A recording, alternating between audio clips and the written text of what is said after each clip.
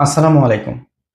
আমাদের সমাজের একটি বড় কিন্তু অনেক অবহেলিত সমস্যা হলো মাদকাসক্তি। মাদক নির্ভরশীলতাকে আমরা শুধু খারাপ অভ্যাস হিসেবেই ভাবি। কিন্তু বাস্তবে এটি একটি ক্রনিক রিল্যাপসিং ব্রেইন ডিজিজ। অর্থাৎ এটি মস্তিষ্কের একটি জটিল ও দীর্ঘমেয়াদী রোগ, যা বারবার ফিরে আসতে পারে। এর মানে কি? এর মানে হলো একজন ব্যক্তি চিকিৎসা নেয়ার পরেও আবার মাদক গ্রহণ শুরু করতে পারেন। কিন্তু এটাকে শুধু ব্যর্থতা ভাবার কোনো কারণ নাই। কারণ ঠিক ডায়াবেটিস বা হৃদরোগের মতোই এই রোগটিও দীর্ঘমেয়াদী ব্যবস্থাপনার মধ্যে রাখতে হয়। সঠিক চিকিৎসা, নিয়মিত কাউন্সেলিং এবং পরিবারের সহায়তা থাকলে একজন মানুষ আবার সম্পূর্ণরূপে সুস্থ জীবনে ফিরে আসতে পারেন। এখন চলুন আমাদের দেশের সবচেয়ে বেশি ব্যবহৃত কিছু মাদকদ্রব্য সম্পর্কে আমরা জেনে নিই।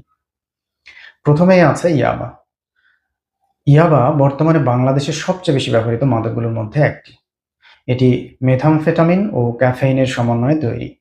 ইয়াবা সেবনে মানুষ খুব দ্রুত উত্তেজিত হয়ে যায়, ঘুম কমে যায়, অস্থিরতা বাড়ে। আর দীর্ঘদিন ব্যবহার করলে গুরুতর মানসিক সমস্যাও তৈরি হতে পারে। দ্বিতীয়তে থাকে হেরোইন। হেরোইন অত্যন্ত শক্তিশালী ও বিপজ্জনক একটি মাদক। এটি খুব দ্রুত শরীর ও মনের উপরে নির্ভরশীলতা তৈরি করে ফেলে। দীর্ঘদিন ব্যবহারে এটি একজন মানুষকে শারীরিক ও মানসিকভাবে ভেঙে দেয়। এরপরে আছে ফেনসিডিল। অনেকে এটিকে খুব হালকা মনে করলেও এটি আসলে একটি অপব্যবহৃত কাশির সিরাপ।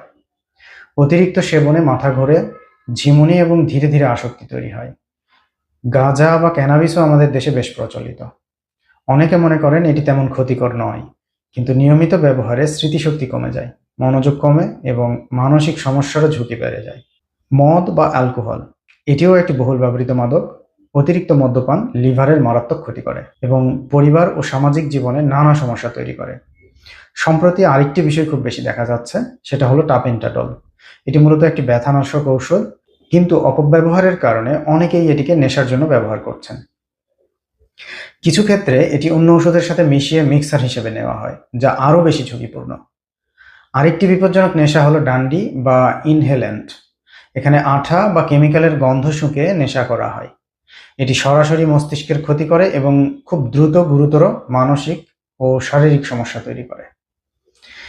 একটি বিষয় খুব গুরুত্বপূর্ণ, মাদক শুধু একজন মানুষকে ধ্বংস করে না, তার সাথে সাথে পুরো পরিবারকে একটি অসহায় পরিস্থিতির দিকে ঠেলে দেয়। তাহলে প্রশ্ন হলো, এর সমাধান কি? অবশ্যই এর সমাধান আছে। মাদকাসক্তি থেকে ফিরে আসা সম্ভব, কিন্তু এর জন্য প্রয়োজন হয় দীর্ঘমেয়াদী চিকিৎসা, নিয়মিত কাউন্সেলিং, পরিবারের সহযোগিতা এবং একটি সহানুভূতিশীল পরিবেশ। সবশেষে একটি কথা মনে রাখা জরুরি, মাদকাসক্তি কোনো চরিত্রগত দুর্বলতা নয়, বরং এটি একটি চিকিৎসাযোগ্য অবস্থা।